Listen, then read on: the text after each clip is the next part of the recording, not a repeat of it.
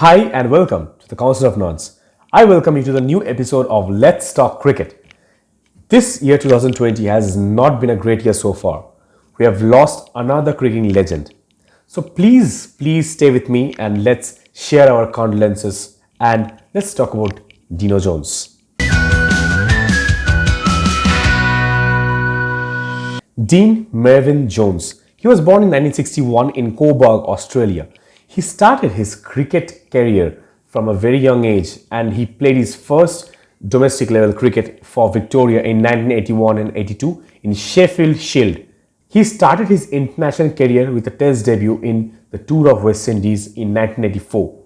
And that was the year just after the year 1983 where West Indies lost to India the 1980 World Cup. Dino Jones scored a very crucial 48 in his test debut and he actually propagates to us that it was one of his favorite innings as he fell ill before actually coming into the pitch and bat, and even after feeling ill he stood there and got a good score. But his peak performance was in India in 1986 in Madras, then now Chennai.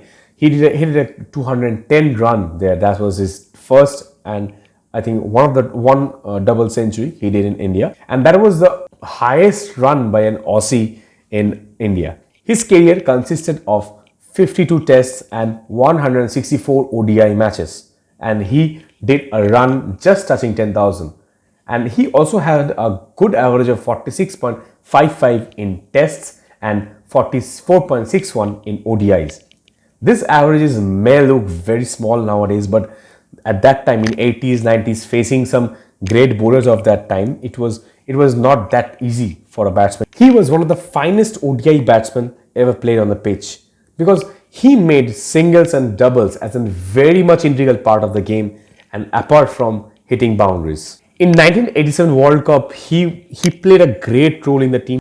He did 314 runs in the tournament and getting 3 half centuries with an average of 44. And that was a very good record according to me. Like at that time, it was a impeccable record. In 1989 Ashes, Dean Jones plunged 2 centuries in a match which was drawn after, and that resulted in a 4-0 lead and a win for Australia.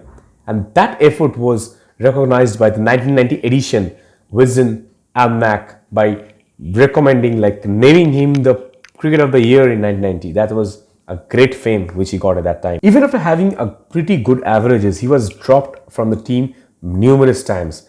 And I think that is Australian team. Australian team always have a good backup of players. Like one bad match and you are out, and you have to force yourself into team, and that is very tough. In a similar fashion, he was dropped from the team ahead of the 8th match in the series against South Africa in 1994. And that was the time he actually realized that I should be moving on and not be playing cricket. And that was the last time he actually got on the pitch. Even after leaving playing cricket, cricket never left him, as he went on and became one of the fearless coach who actually coached one of the underdogs of that time, and rather now also Afghanistan team.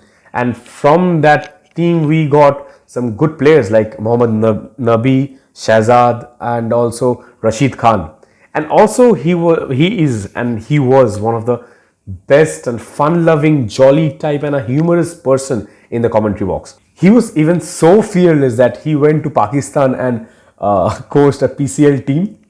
He narrowly survived one of the suicide bomb in Kabul International Cricket Ground while he was on his work as a commentator in the 5th edition of, I should be saying this name because I can't spell this name right now, Sfagiza Cricket League.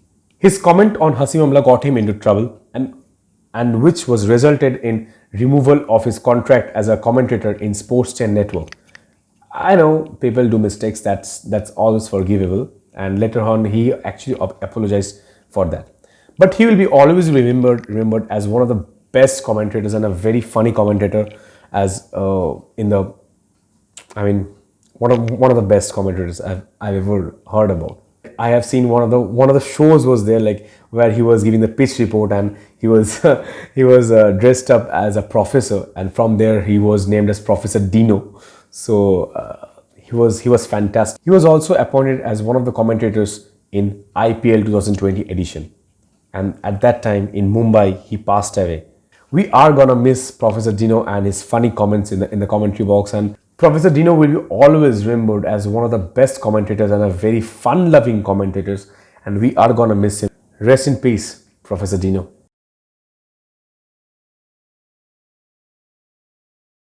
If you like our video, please give a thumbs up and please write your thoughts in the comment section. And also please subscribe to our channel and share among your friends and families.